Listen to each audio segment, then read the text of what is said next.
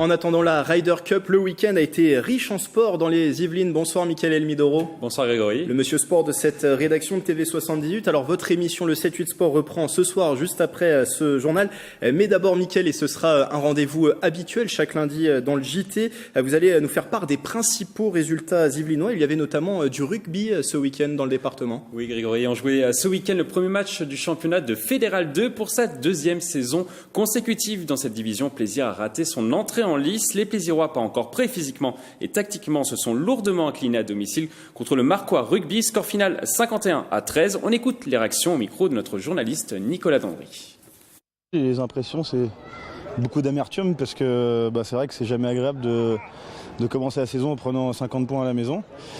Maintenant, voilà, ça va nous mettre dans le droit chemin, nous mettre un peu de plomb dans la tête. Faut se dire qu'il y a du travail à faire et ça va être comme ça tous les week-ends. Et comme l'année dernière, on lâchera rien. On ne mérite pas une telle défaite. Maintenant, quand on maîtrise aussi peu de choses, à un moment donné, la sanction est un peu obligatoire. Et notamment les 3-4 premiers essais qu'on prend, c'est que des fautes de notre part que l'adversaire utilise à fond. Non, aucun problème. C'est logique.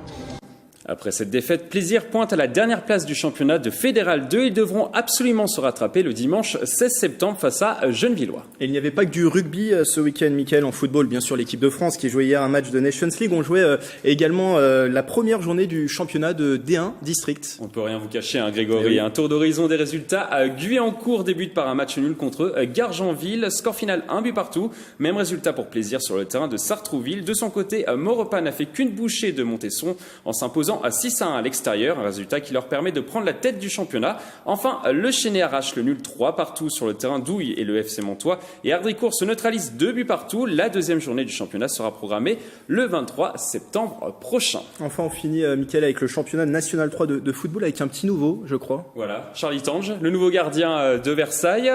Versailles qui joue, Versailles qui gagne.